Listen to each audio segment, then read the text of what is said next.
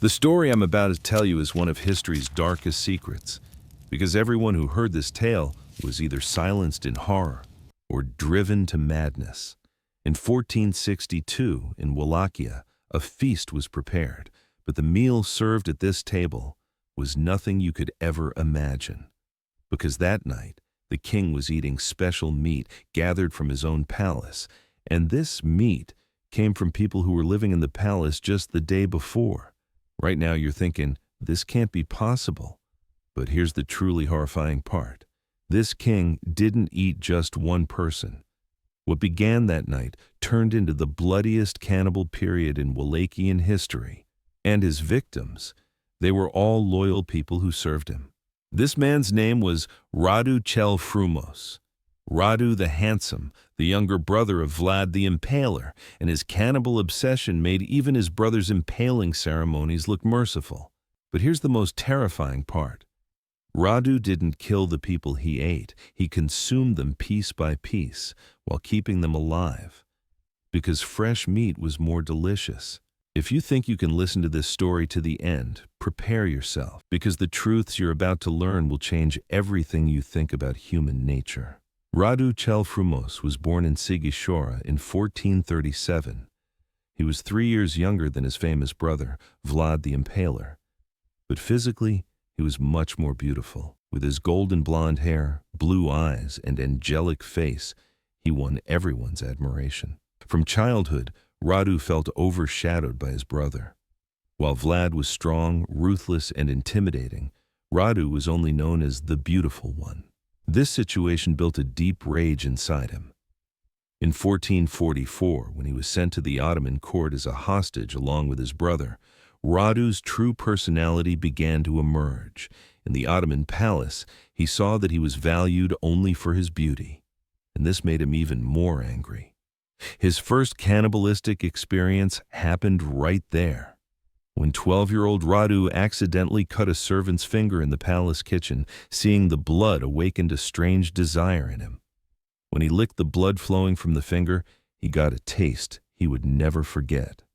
That night, he secretly went to the injured servant's room and tore off a piece of flesh from his wound. When he first tasted human flesh, it was like electricity coursing through his body. This taste was incomparably more delicious than any food. But what was truly terrifying was the sense of power the taste gave him. He felt as if he was absorbing the strength of the person whose flesh he ate, and from that moment on, he wanted to experience this feeling again. During his years in the Ottoman palace, Radu secretly continued his cannibalism.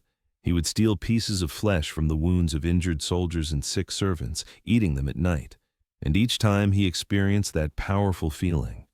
When his brother Vlad seized the Wallachian throne in 1456, Radu rebelled against him. But this rebellion wasn't political. Radu wanted to surpass his brother's fame. And to do this, he was ready to do much more horrifying things. In 1462, when he overthrew Vlad and became voivode himself with Ottoman help, Radu finally had what he wanted: unlimited power. And he would use this power to fulfill his darkest desires. Just 1 week after Radu's ascension to the throne, the first strange incident occurred in the palace. The head cook, Georg, was found covered in blood in the kitchen in the morning. 3 fingers from his left hand had been torn off. But strangest of all, there were no traces of those fingers. Georg had lost consciousness and couldn't remember anything. But the guard on duty that night said he heard strange sounds. It was like someone was chewing bones, he had said.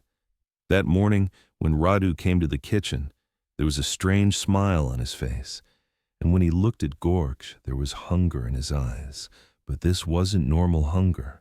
"Georg," said Radu in a soft voice, "your fingers, they were very delicious." These words froze the blood of everyone in the kitchen. But worse was coming. Radu took Georg's injured hand, and looking into his eyes, he licked the blood seeping from his wound. Georg tried to scream, but no sound came out.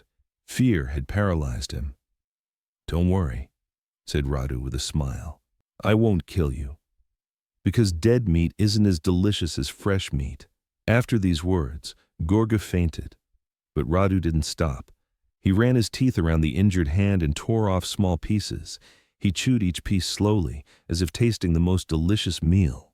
The other servants in the kitchen watched what was happening in horror, but no one could escape, because the guards had locked the doors on Radu's orders.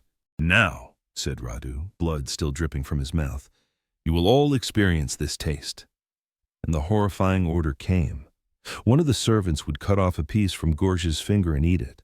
Otherwise, that person would be the next victim. 18-year-old Maria, crying, took the knife, and trembling, she cut a small piece from Gorge's wound. When she put it in her mouth, her stomach turned, but Radu insisted. "Chew," said Radu, "and swallow." Maria, through her tears, swallowed that flesh, and at that moment, she felt something strange in her body, a momentary feeling of power, a momentary euphoria. Radu saw the change in Maria's face and smiled. "Did you see?" he said. "This taste makes you strong." But the most horrifying part was here. Maria really did feel different. It was as if new energy had come into her body, and this feeling was frightening, but at the same time addictive. That day, 12 people in the palace kitchen were forced to taste human flesh, and they all felt the same thing: power, energy, and a horrifying desire. When Radu saw this reaction, he began laughing maniacally. His plan was working. He would transform his palace into cannibals like himself. In the following weeks, special meals began to be served in the palace. Every day, Radu would select a different servant, take a contribution from them, and feed this contribution to the others. The servants who were initially forced began to anticipate this new taste over time, because human flesh really did make them feel powerful. They felt increased energy in their bodies, clarity in their minds, and strength in their muscles. But this power was temporary, and when its effect wore off, they wanted more. By the end of the second month, 47 out of 50 people living in the palace had started cannibalism. Only 3 people had resisted, but their end was horrifying. The first person to resist was the palace priest, Father Constantine. He had called Radu's cannibalism satanic and wanted to leave the palace. Radu allowed him to leave, but first he said there would be a farewell feast. That night, Constantine was called to the Great Hall. On the table were apparently normal foods: meat, rice, vegetables. But when Constantine took the first bite, he felt a strange taste. "What meat is this?" asked Constantine. Radu answered with a smile. "The flesh of your son Petru." Constantine's 16-year-old son Petru had disappeared that morning, and now he was on his father's plate. Constantine screamed and stood up, but it was too late. He had eaten his son. This shock drove Constantine insane. That night, he ran through the palace screaming, and by dawn he began harming himself. He tore off his fingertips with his teeth and ate them. Radu took pleasure watching this scene. "You see, Constantine," he said, "finally you joined us too." Constantine's madness caused the other 2 resistors to surrender as well. Now the entire palace had transformed into Radu's cannibal army. But what was truly horrifying was the transformation of these people. Cannibalism wasn't just feeding them, it was transforming them. The servant girls had lost their usual beauty. Their faces had hardened, their eyes had darkened, and they constantly cast hungry looks. The male servants had become stronger, but also more savage. And they all worshipped Radu, because he was the one who gave them this power. By the end of the 3rd month, the palace had completely cut off contact with the outside world. No one entered, no one left. But sometimes, unexpected visitors came. And these visitors always met the same fate: first guest, then meal. The first victim was Moldovan merchant Andrei.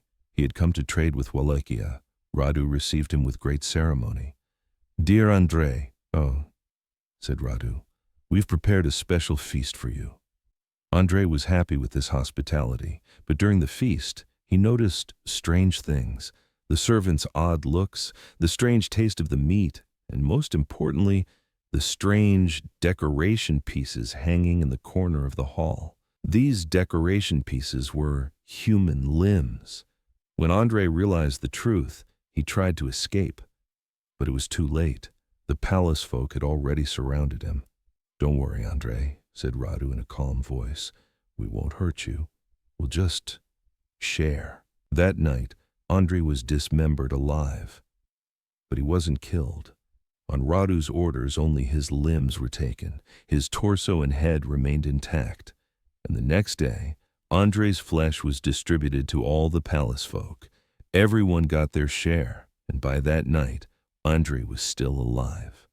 This horrifying practice continued for months. Every guest who came met the same fate, and each time, the palace folk became more powerful, more savage. But what was truly terrifying was that these people could no longer eat normal food. They couldn't taste meat, couldn't digest vegetables. Their bodies only accepted human flesh. Radu had realized his perfect plan. He had transformed his palace into a cannibal colony, and this colony was under his control alone. By the end of the 6th month, Radu noticed changes in himself too. Constantly eating human flesh was transforming him physically. His teeth had become sharper, his nails had grown and hardened. Most frightening of all, his eyes now glowed in the dark, but the mental change was even more terrifying. Radu no longer thought like a normal human. He saw everyone around him as potential food, and what became his greatest obsession, tasting his brother Vlad's flesh. "I want to absorb Vlad's power," he would say to himself. "If I eat his flesh, I'll become stronger than him." This obsession pushed Radu to his final plan, inviting Vlad to his palace. At the beginning of 1463, Radu sent a letter to his brother. He wrote that he wanted to make brotherly peace, that he wanted to host him in his palace. Vlad received this invitation with suspicion, but he was also curious. Why was his brother being so polite? On a cold day in February, Vlad came to Radu's palace with a small group, but the moment he entered, he realized he had made a mistake. The palace was very quiet. The servants watched them with strange looks, and everywhere there was an unexplainable smell of meat. "My brother," said Radu, greeting Vlad. But Vlad immediately noticed the change in Radu. His brother looked much thinner, but there was a strange glow in his eyes. At the feast held that night, Vlad didn't touch the food. His instincts told him there was danger here. But his men weren't so careful. They ate from Radu's offerings, and within an hour they all collapsed unconscious. When Vlad realized the truth, it was too late. There were sedatives in the food, and now he was in his brother's hands. "Vlad," said Radu with the glow of madness in his eyes, "do you know how much I've wondered about your power?" That night, Radu locked his brother in the dungeon. But he wasn't planning to kill him. He would eat him slowly, piece by piece. Vlad stayed in the dungeon for 3 days. During these 3 days, Radu visited him every day, taking small tastings. On the first day, he cut off Vlad's left ring finger. On the second day, a piece of his right ear. On the third day, the little toe of his left foot. Each time, he ate these pieces in front of Vlad's eyes. And each time, he said, "Your power tastes wonderful." But during these tortures, Vlad was making a plan. He had discovered his brother's weakness. Radu could no longer eat normal food, and he constantly needed fresh meat. At the end of the 3rd night, Vlad took action. He broke off one of the iron bars of the dungeon, and he wounded himself. But this time, he didn't leave the blood on the ground. He had poisoned it. It was an old Wallachian trick he had learned as a child. Blood mixed with the juice of certain plants would greatly harm whoever consumed it. When Radu came the next day, Vlad deceived him. "Brother," he said in a weak voice, "if I'm going to die, I have one last request. I want to drink from my own blood." Radu loved this idea. Vlad drinking his own blood would mean complete surrender. Vlad pretended to drink the poison blood he had prepared, but actually, he held it in his mouth without swallowing. When Radu wanted to take this remaining blood, Vlad spat it in his brother's face. The poisoned blood entered Radu's eyes and mouth. The effect was immediate. Radu screamed and fell backward. The poison spread rapidly through his body, weakened by cannibalism. In this chaos, Vlad managed to escape and reached his reserve men waiting outside the palace. But the real battle was just beginning, because the palace folk attacked to protect their master. After Vlad's escape from the palace, Radu prepared his palace for defense. But this was no longer a normal war. The cannibal folk would do anything to protect their master. The servants armed themselves. But their weapons were unusual tools: meat knives, bone-cutting implements, and most horrifying, their own teeth and nails. Months of cannibalism had transformed them into half-human creatures. At midnight, Vlad besieged the palace with his small army. But when he entered inside, the sight he saw shocked him. The palace folk were behaving like monsters. They were running on all fours. While screaming, they were showing their teeth. And when attacking, they tried to bite.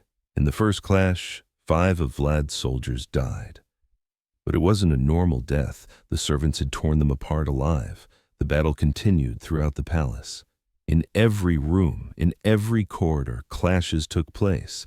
But these clashes were between humans and monsters. The most horrifying scene took place in the Great Hall.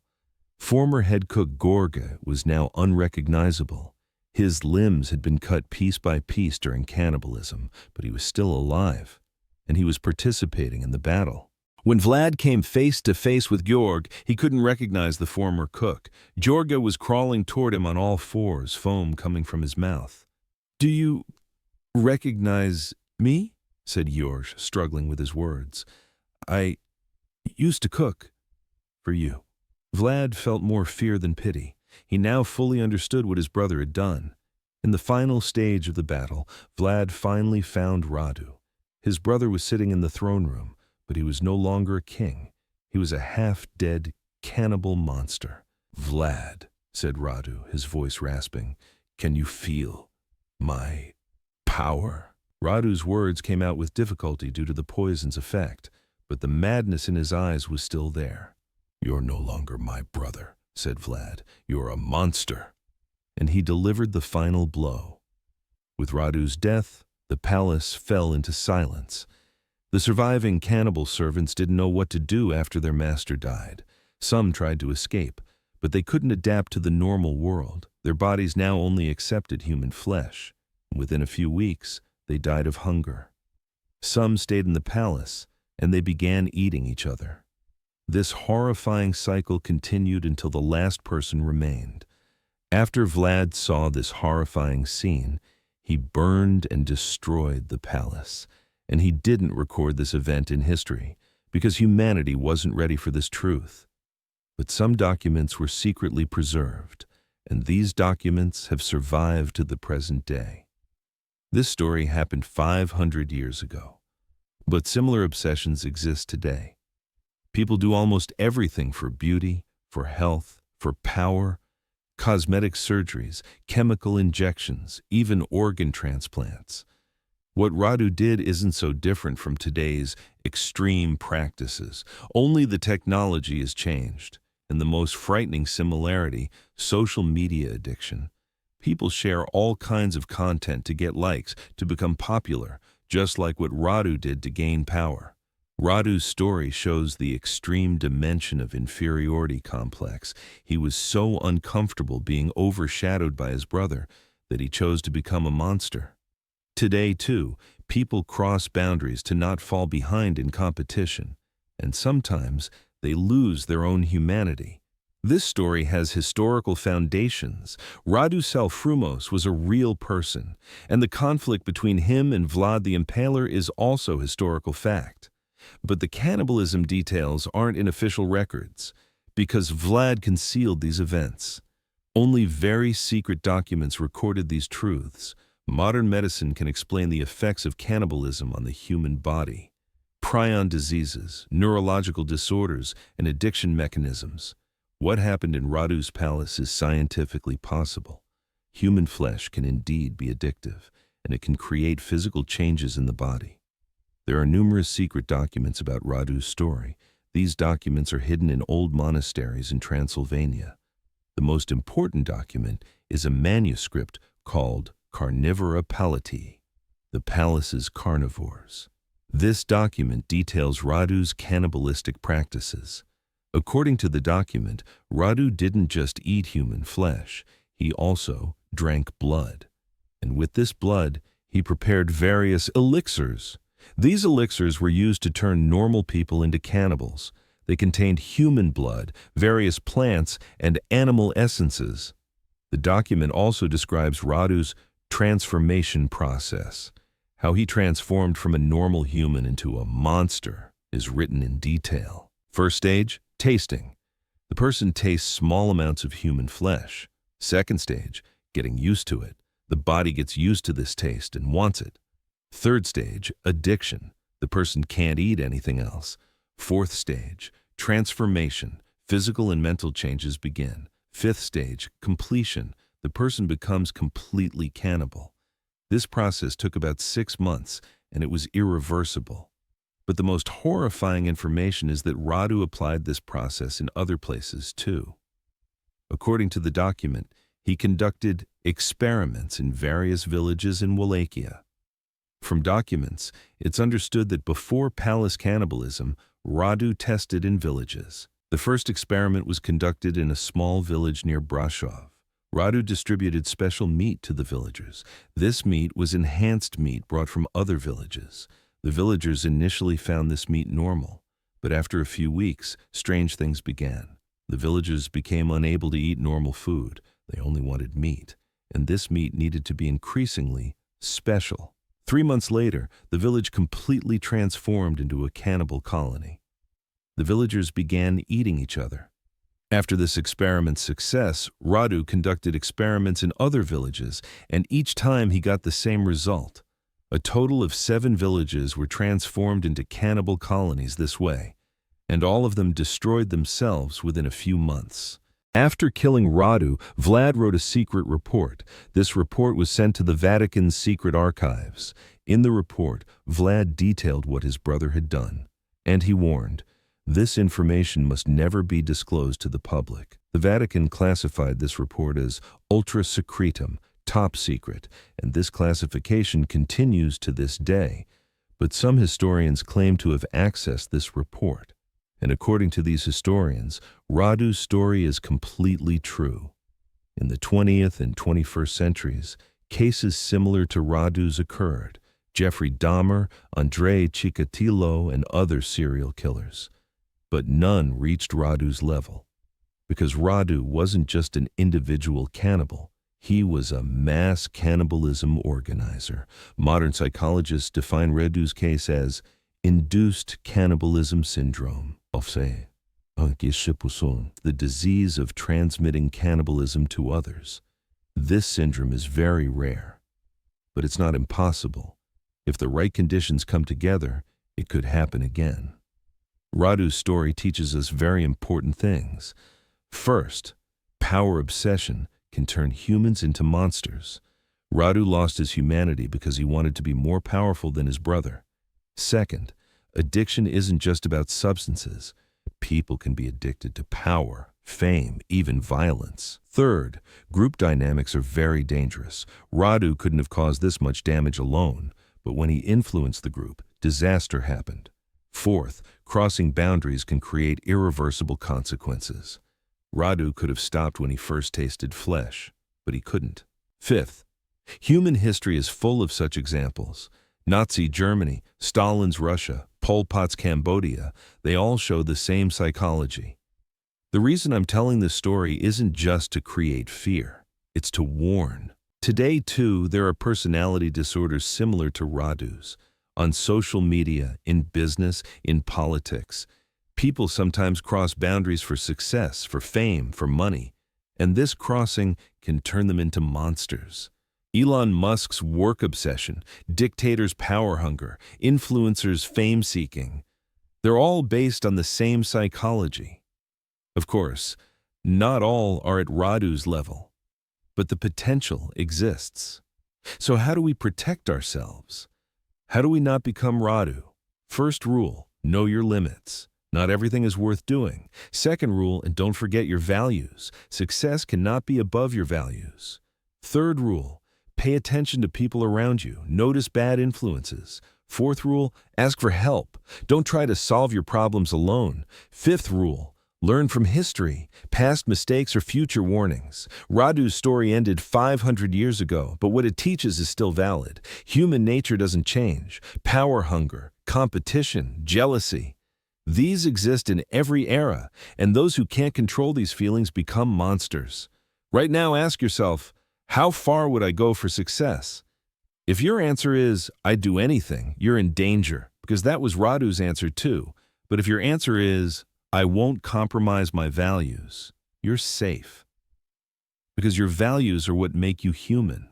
You listen to this horrifying story to the end. This shows you have courage. But now the real question, what did you take from this story? Did you just see a horrifying story or a warning for today? Radu's story is one of the darkest chapters in human history, but it's also one of the most instructive. If you like this video, hit the like button, because I want to know that you love these historical warnings. Tell me in the comments, how far would you go for power? What do you think about what Radu did? Do you see similar examples today? Don't forget to subscribe, because in the next video, I'll tell you the story of the empress who sold her own mother. And believe me, this story is even more shocking than Radu's. Which country are you watching from? Write in the comments, I'm curious. And remember, history doesn't just stay in the past, it's happening today too. You just don't want to see it. Are you ready for the next horrifying truth? See you soon, if you can sleep after this story.